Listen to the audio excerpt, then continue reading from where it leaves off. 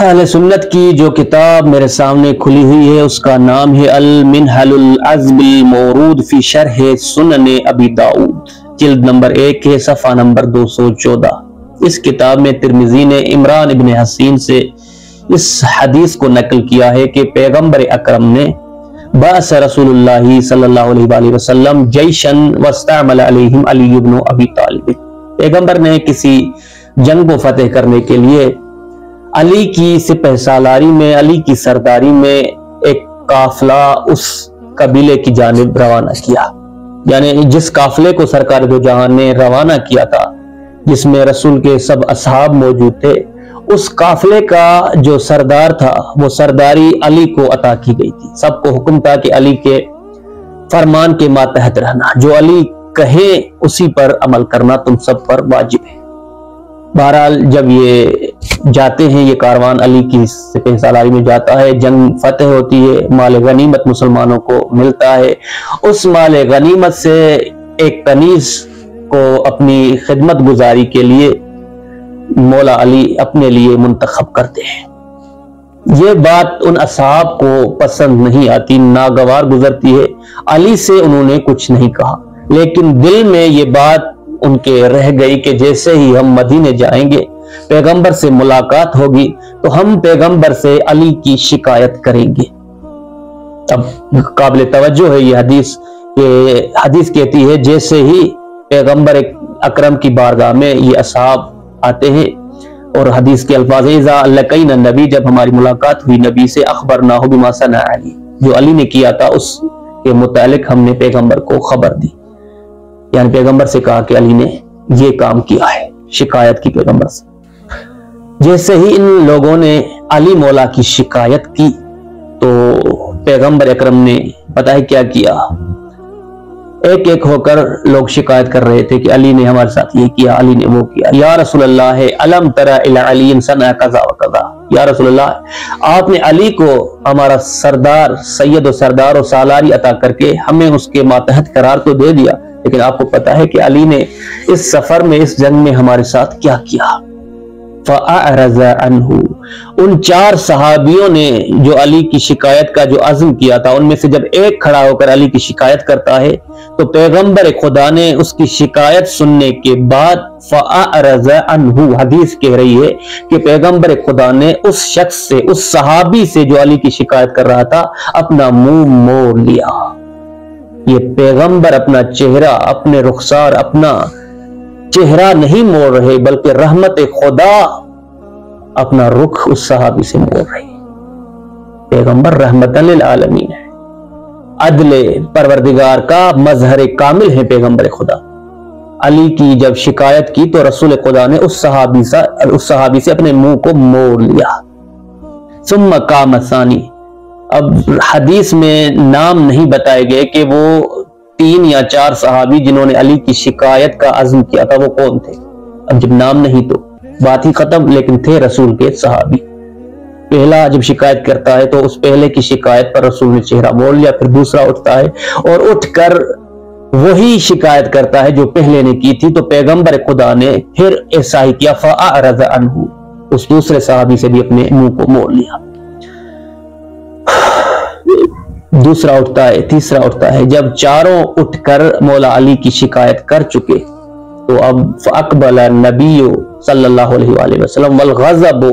يَعْرِفُ فِي وَجْهِ، پیغمبر اس مجمع سے، اس محفل سے کھڑے ہو کر واپس چلے جاتے ہیں، اس مجلس کو ترک کر دیتے ہیں جس مجلس میں علی کی برائی ہو رہی ہو، جس مجلس میں علی کی شکایت ہو رہی ہو، رسول خدا اصحاب کو پشت کر کے اس مجلس کو ترک کر دیتے ہیں۔ حدیث کہہ رہی ہے کہ وَالْغَضَبُ يَعْرِفُ فِي وَجْهِ، چونکہ اصحاب نے علی کی شکایت کی تھی، لہذا پیغمبر خدا جب اٹھ کے جا رہے تھے تو ان کے چہرے پر غضب کے آثار نمایاں تھے۔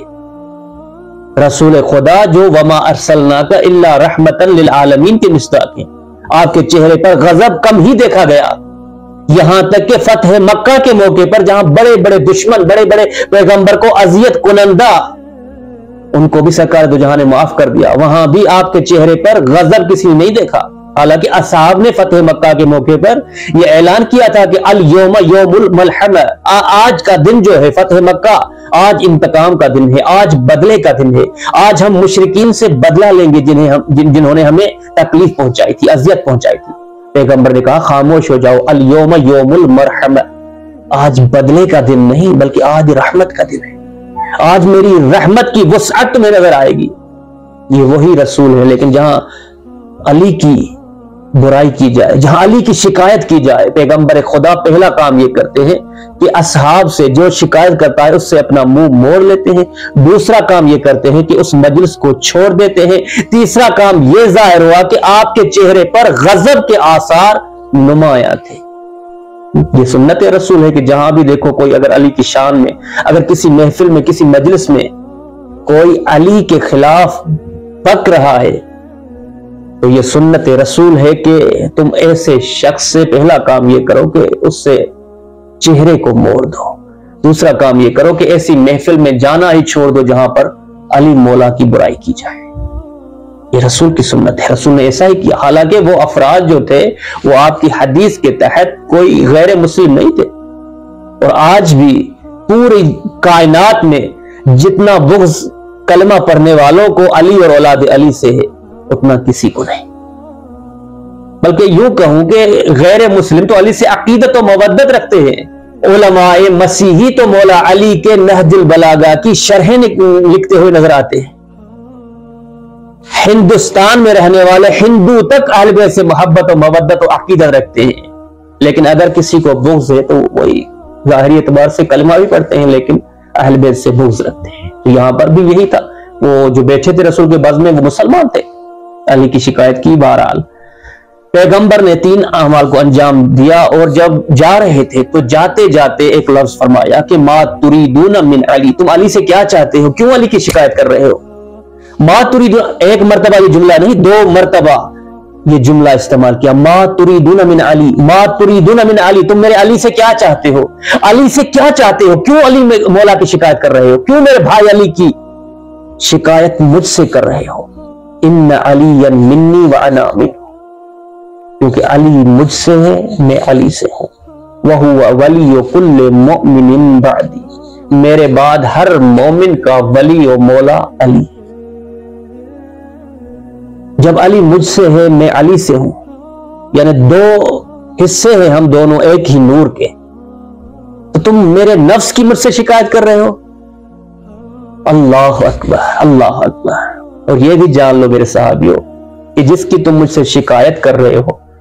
میرے بعد ہر مومن کا مولا یہی علی ہے۔